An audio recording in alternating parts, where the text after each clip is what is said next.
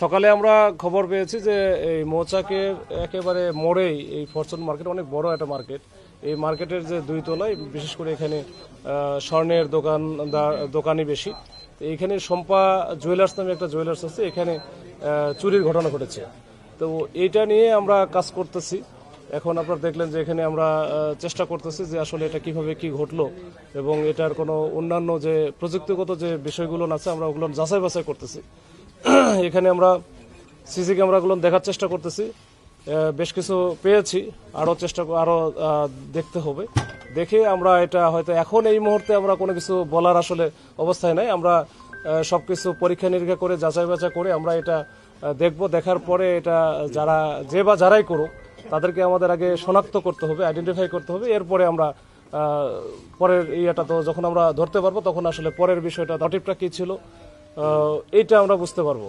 তো তার আগ পর্যন্ত আমাদের একটু ইনভেস্টিগেশনটা চলবে। ইনভেস্টিগেশন চলার সময়টা দেন, আমরা দেখি চেষ্টা ইনশাল্লাহ অবশ্যই আমাদের সর্বাত্মক চেষ্টা থাকবে। আমাদের পুলিশের পক্ষ থেকে আমরা একেবারে শতভাগ এখানে আমরা চেষ্টা করব যেন এটা ডিটেকশনটা হয় এবং যারা এর সাথে জড়িত বা কালপ্রিট যারা আছে তারা যেন আইনের আওতায় চলে আসে, এই ব্যবস্থা আমরা করবেন।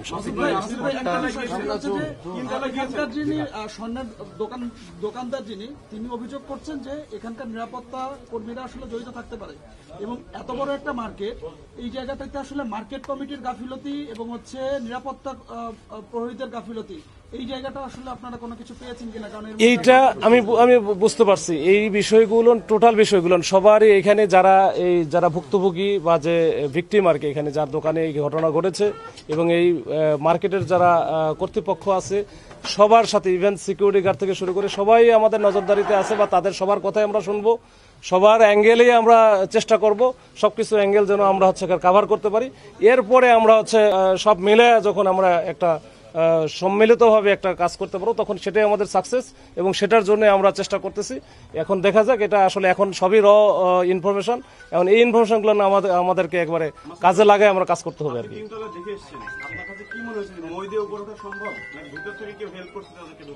এটা আসলে এই মুহূর্তে আমি অনেক কিছুই সম্ভব না, অনেক কিছুই সম্ভব, এগুলো না আসলে প্রাথমিকভাবে বলাটার দরকার নাই। আমরা দেখি, আমরা এটা আসলে আরেকটু ভিতরে ঢুকলে আমরা বুঝতে পারবো। তো ঠিক আছে, আমি ওনাদের যে প্রাথমিকভাবে আমি শুনছি যে 400 ভরির মতো। তো এটা আমরা জানি না ওইখানে কত কি ছিল, এটা আসলে ওই যখন ডিটেকশনটা হবে তখন আর পাওয়া যায়। তখন এর আগেও আমরা এরকম অনেক দেখেছি যে অনেক বেশি বলে, তারপরে হয়তো বা ফাইনালি যখন আমরা ডিটেক্ট করার পরে তখন এটা হবেই, এটা স্বাভাবিক। এটা আপনার আমার সবার ক্ষেত্রে আমরা একটু বলতেই পারি।